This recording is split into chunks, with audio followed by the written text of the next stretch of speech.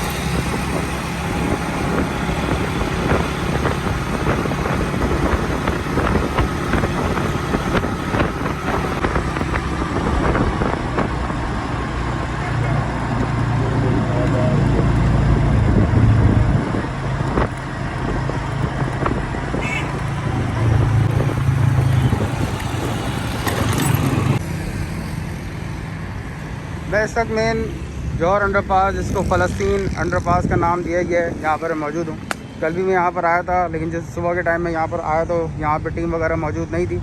लेकिन ये paver block वगैरह जो यहाँ लगाए गए हैं, ये यहाँ पर रखे हुए थे। आज मैं यहाँ पर आया हूँ कवरेज करने के लिए। अभी भी टीम यहाँ पर मौजूद नहीं है, जिससे अंदाज़ा मुझे ये हो रहा है कि कुछ शाम के टाइम में यहाँ पर काम किया जाता है, क्योंकि गर्मी बहुत है, टेम्परेचर बहुत ज़्यादा हाई है। तो शाम के टाइम में यहाँ पर काम किया जा रहा है और ये पेवर ब्लॉक लगाने की पोजीशन बनाई जा रही है। सामने 786 मेडिकोस भी आपको नज़र आ रहा होगा और जो पेवर ब्लॉक यहाँ पर लगा दिए गए हैं वो भी आप तमाम लोग यहाँ दिख रहे होंगे। ये पेवर ब्लॉक कल जब मैं 10:30-11 बजे आया तो यहाँ पर सिर्फ रखे हुए थे, लगाए नहीं गए थे। लेकिन आज मैं यहाँ पर मौजूद हूँ और यहाँ पर पेवर ब्लॉक तमाम लगा दिए गए हैं। शाम के टाइम में मुझे अंदाज़ा है कि यहाँ पर शायद टीम काम कर रही है। कोशिश करूँगा शाम में भी मैं चक्कर लगाऊँ और ये पेवर ब्लॉक यहाँ पर बाकायदा इंस्टॉल कर दिए गए हैं।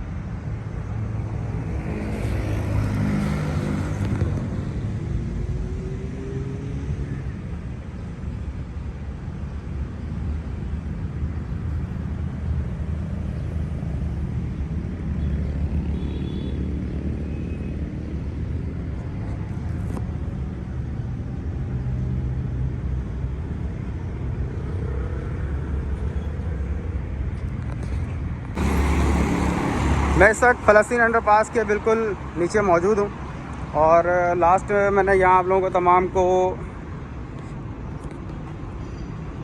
इस पानी के मुतालिक बताया था। ये पानी यहाँ से सेम तौर का पानी है जो कि यहाँ नीचे ज़मीन से निकल रहा है। लास्ट 2-3 दफ़ा मैंने यहाँ की कवरेज करी है, लेकिन इसके मुतालिक किसी भी किस्म का कोई डिसीजन और किसी भी काम के हवाले से यहाँ पे कोई काम नहीं किया गया। लेकिन मुझे इस वक्त बताया जा रहा है कि इंशाल्लाह इस मसले को भी रिज़ॉल्व किया जाएगा। अब इसका सवाल का जवाब कि इसको कैसे किया जाएगा, ये तो यहाँ के जो मकामी ज़्यादा जो इंजीनियर्स वगैरह ने इसको यहाँ डिज़ाइन किया है, इस तमाम चीज़ों को लाजमी तौर पर इस पर कोई ना कोई सोल्यूशंस निकाला गया होगा।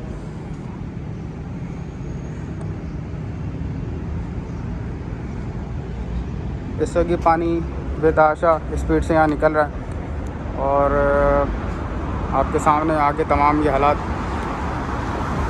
समामा वाली साइड आने वाली इस वक्त बिल्कुल ट्रैफिक के लिए बंद है और ट्रैफिक सिर्फ आपकी हबीब यूनिवर्सिटी वाली साइड, उस साइड से जिन लोगों को समामा वाली साइड पे आना होता है वो यहाँ पर आ सकते हैं। लेकिन दूसरी साइड जो समामा से हबीब यूनिवर्सिटी की तरफ को जा रही है उसको मुकम्मल तौर पर फ़िलहाल बंद कर दिया गया है। ये आपके सामने यहाँ के हालात हैं। ये दूसरी साइड की पोजीशन है, इसके मुतालिक मैं पहले अपडेट कर चुका हूँ कि दोनों जगह पानी निकलने की वजह से बिल्कुल तबाह व बर्बाद हो चुकी हैं। आप हालत देख सकते हैं।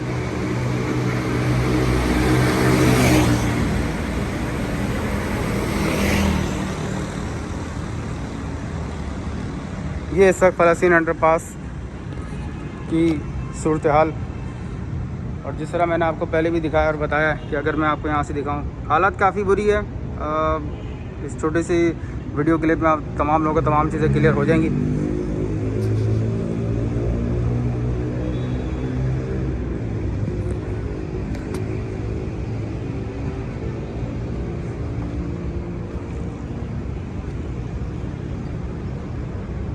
पानी अभी भी निकल रहा है ज़मीन से और उसकी आप हालत देख सकते हैं।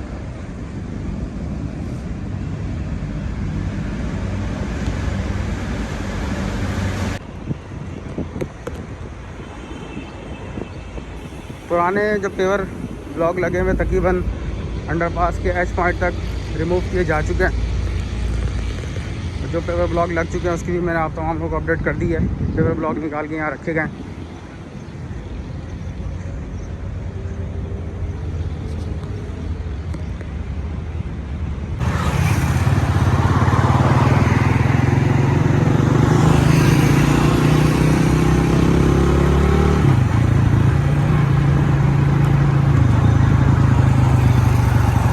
उम्मीद है वीडियो आप लोगों को पसंद आएगी। मेरे चैनल को लाजमी सब्सक्राइब करें, वीडियो पसंद आए लाइक करें, शेयर करें। आप तमाम लोगों की सपोर्ट का बेहद शुक्रिया।